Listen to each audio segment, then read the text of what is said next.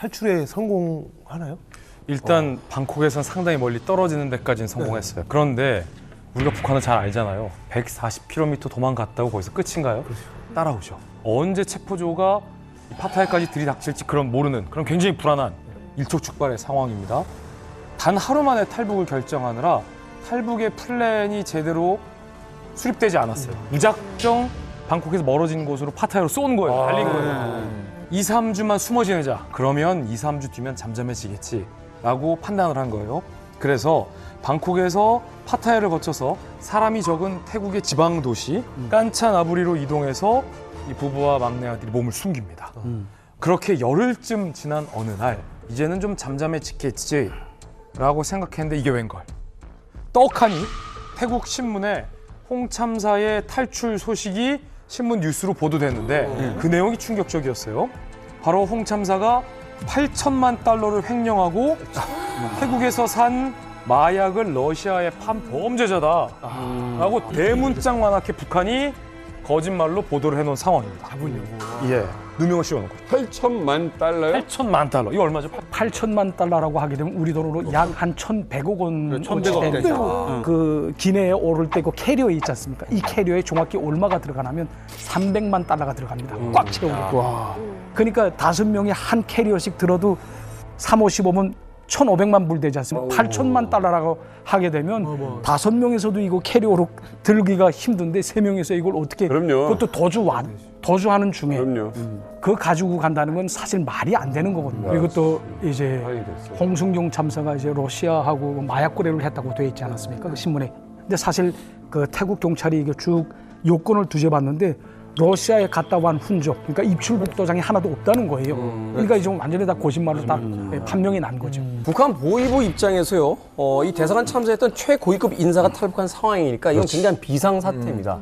사실은 이게 어떻게 보면 내부적 치부가 될 수 있기 때문에 무조건 잡아야 되는 상황이 되니까 그렇죠. 홍수영 참사에게 이제 횡령에다 마약 범죄까지 있지도 않은 그 범죄인을 뒤집어 씌워서 이제 태국 경찰과 이제 공조하겠다. 뭐 이런 상황으로 지금 가고 있는 게 아닌가라는 생각이 드는데 홍참사 가족 입장에서는 보위부뿐만이 아니라 태국 경찰들까지도 피해야 되는 이제 상황이 이제 벌어지게 된 거죠. 일단 상황이 굉장히 안 좋았습니다. 일단은 신문에 대문짝같이 이제 그 기사가 났잖아요, 지금요.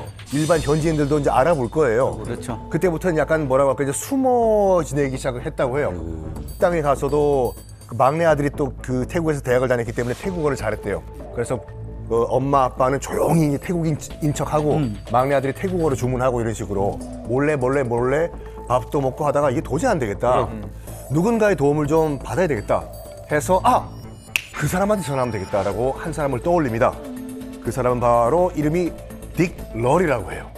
디클 러리라고 그 사람은 그 미국 국적 사람인데 저 체포되기 전에 전화를 해봤죠. 해봤더니 방콕에 올라와서 만나자.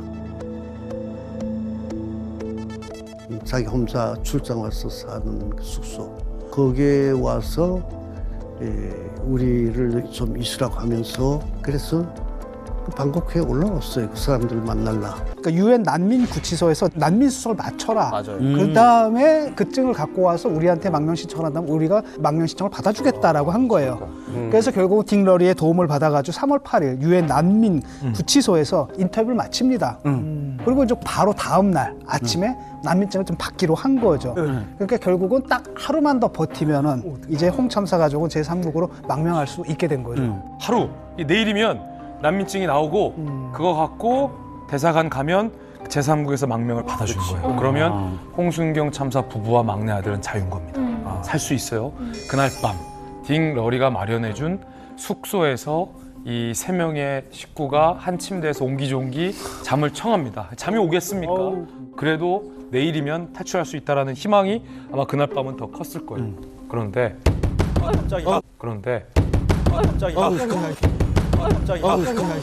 깜짝 놀랐네 진짜. 모두가 겨우 잠들었던 새벽 5시 굉음과 함께 누군가 홍참사 가족이 잠들고 있던 숙소로 쳐들어옵니다. 무슨 일이 생겼어?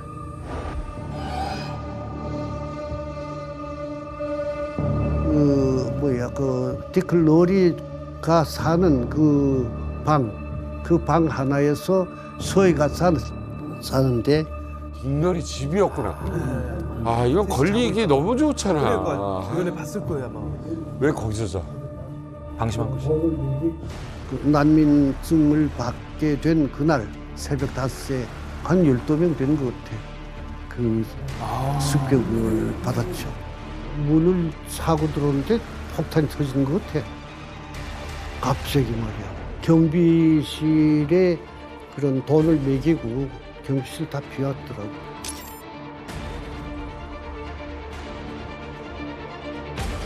그 대사관 직원들도 있었고, 그 다음에 그 태국 경찰 2놈이 있었어요. 그 놈들은 무기를 사고, 그 다음에 그 주변의 보이부 요원들이 보이부 요원. 그치. 싱가포르, 뭐, 저기 그 인도네시아 그런 여러 곳에서 나와 있던 보이부 요원들이 또 모여들었고, 그 다음에 북한에서 2명이 또 이제 그 파견돼서 우리를 체포하러 와. 그런 많은 인원들이 왔었죠. 그런 인원들이 다 합해서 한 12명 왔겠어요. 그래서. 인근 국가에 있는 보이부부터 북한에 있는 보이부까지 지금 총 파견돼 무조건 잡아라 이렇게 떨어진 거예요. 이제 인생을 이렇게 마감하는구나 하는 생각을 했어요, 사실. 아내에게는 자기 목숨보다 아이들 목숨을. 아이들을 어떻게 하네요. 집사람은 아이들 생각 때문에 더 너무 괴로웠고, 그래가지고 이제는 끝이구나. 다른 길은 없구나. 이런 생각을 했다 그래요. 아, 막막하다. 자, 이들의 정체는 바로 막막하다. 북한 보이부 요원들이었고요. 본국에서까지 나왔잖아요. 그다음에 인근 동남아 국가에서도 보이부 요원들이 태국으로 온 거죠. 방콕에서 홍순경 참사 가족을 붙잡기 위해서 새벽 5시에 습격을 한 거죠. 거기다가 경찰 2명이 있었다며요. 태국 경찰까지 대동하면서 의기양양하게 북한 보이부 요원들이 그 집을 들이닥친 거예요. 홍 참사와 홍 참사 부인의 심경이 어땠을까요? 이건 더 이상 어떻게 해보겠다, 내가 살 수 있겠다라는 희망을 전혀 가질 수 없는 깊은 절망 그 자체. 얼마나 무섭고 충격적이었냐면 보이부 요원들이 뭐 소지품을 압수하고 주변을 샅샅이 뒤지는 동안 홍 참사가 말 한마디 할 수 없었대요.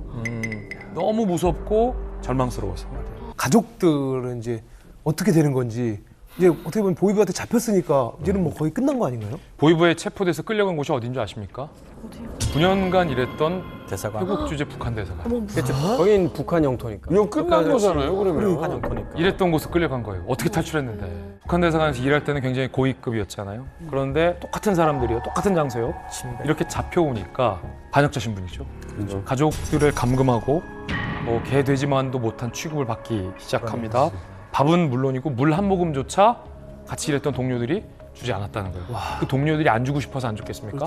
보이부 12명이 있잖아요. 감시당하니 감사합니다. 거기에 또 간부가 들어와가지고 그 방에서 이런 말을 했다고 하죠. 뭐라고요? 수령님과 장군님 사진 빼라고. 이 반동 자식들이 있는 똑같은 방에 수령님과 장군님의 사진이 같이 있을 수가 없다. 사진 떼라고. 그런 다음에 이런 말 했다고 해요. 그 보이부 관계자가 테이프를 뚝 던지면서 이거 한번 들어볼 생각이 있냐? 이 뭐냐? 했더니 뭐 평양에 있는 당시 큰아들 목소리야. 뭐 평양에 있는 당시 큰아들 목소리야. 와. 그러니까 큰아들을 벌써 이제 구금한 상태에서 강요한 거예요. 아버지 빨리 돌아오시라고. 와. 마지막으로 큰아들 목소리라도 한번 들어보자고 해서 좀 목소리 한번 들어볼게 틀어달라 했더니 뭐라고 했냐면 딱 테이프를 뺏으면서 어차피 북한 가면 교화소에서 다 만나게 될 건데 굳이 지금 들어볼 필요가 뭐 있냐. 그 상황에서 보이부에게 잡혀갔던 막내 아들이 이 대사관에 잡혀 들어오는데 멀쩡한 다리에 기부스 상태로 들어와요. 기부스 상태로 들어와요. 예라. 맞아, 악마들이구나.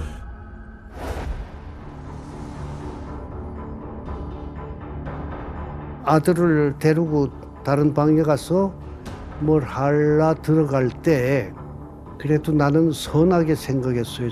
들 아이니까 그래도 아침이라도 먹이려고 데리고 들어간 줄 알았는데 알고 보니까 거기에 들어가서 이 다리 보통 다리를 만들어서 데리고 나왔더라고.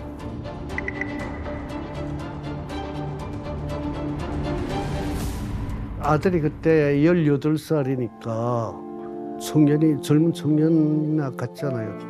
뛸 수 있고 달아날 수 있고 뛰는 걸 방지하기 위해서 나무 판대기 같은 거를 붙이고 섞고 그런 걸로 이렇게 감아요. 그래가지고 이 보통다리 만들지. 반맥으로 들어간 줄 알았더니. 와, 너무 잔인하다. 국가가 아니야. 너무 미안하고 내가 정말 우리가 죄 없는 사람 끌어들가려고 하잖아요. 근데 그게 살아날 구멍 수가 없어요. 거기 끌려 들어가면 그게 너무나 분통하고 그런데 그 어린아이한테 그런 수모를 당하게 만들고 이게 그 아들이 직접 당하는 그 수모 또 우리 가족이 전부 당하는 수모를 생각할 때 원수를 갚을 수도 없고 그 자리에서 그래서 그런 그 비참한 시간을 괴롭게 보내왔어요. 사실은. 자식을 위해서 할 수 있는 게 없어요. 이거는 살아날 구멍이 없어. 그러니까 이게 나와 있는 보위원들이 대체로 하는 짓이 이제 뭐 전통적인 방법이라고 할까? 그러니까 깁스 씌워서 이게 뛰지 못하게 만드는 게 우선 첫 번째고 그 다음에 많은 분들이 나 소리치고 뭐 이렇게 하게 되면 되지 않아. 입을 막기 위해서 항히스타민제를 이제 주입을 합니다. 하게 되면 종신이 몽롱하거든요. 그러니까 같이 따라가자는 대로 따라갑니다. 그렇기 때문에 아무런 손도 못 써요, 이거 사실. 이제 대북전단 문제가 이제 쓰레기 투척전까지 가게 된 건데 이거는 사실 일각에선 이 냉전 잔해가 남긴 국제망신이다. 이게 무슨 이런 초등학생들 멱살 잡고 우리 집에 누구 있어 우리 아빠 뭐해라고 싸우는 것만큼이나 유치한 짓 아니냐 이런 이야기들이 지금 나오고 있는 거예요. 그러게요. 자, 과연 당사자는 뭐라고 했는지 한번 들어보시죠. 자유민주주의 귀신들에게 보내는 진정 어린 성의의 선물이다. 계속 주워 담아야 할 것이라고 5월 29일에 발표를 했습니다.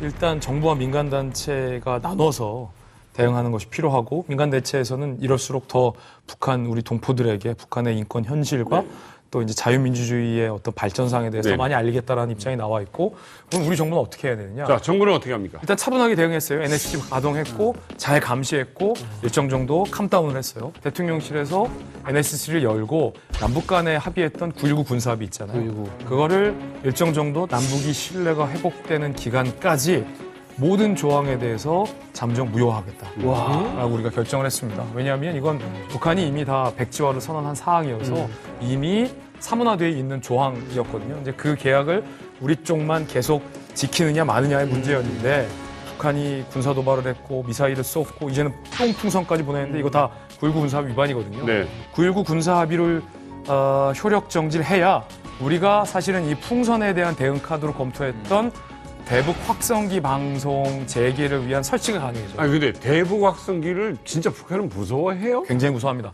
박근혜 정부 때 사실은 목함 지뢰 도발도 있었고요. 그리고 이 전단 문제 갖고도 굉장히 민감했었을 때 우리가 대북 확성기를 설치했고 재개했거든요. 그때 북한이 결국은 백기를 들고 한 발 물러섰던 경험이 있습니다. 그만큼 대북 확성기가 북한에게 있어서는 굉장히 치명타고 북한이 이 우리 대북 방송을 방해할 수 없어요. 북한의 기술력으로.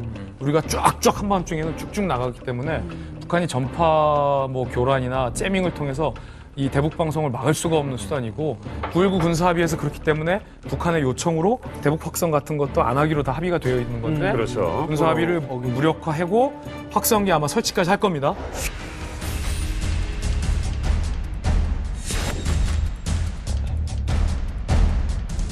우리 군은 오늘 중 대북 확성기를 설치하고 방송을 실시할 것입니다.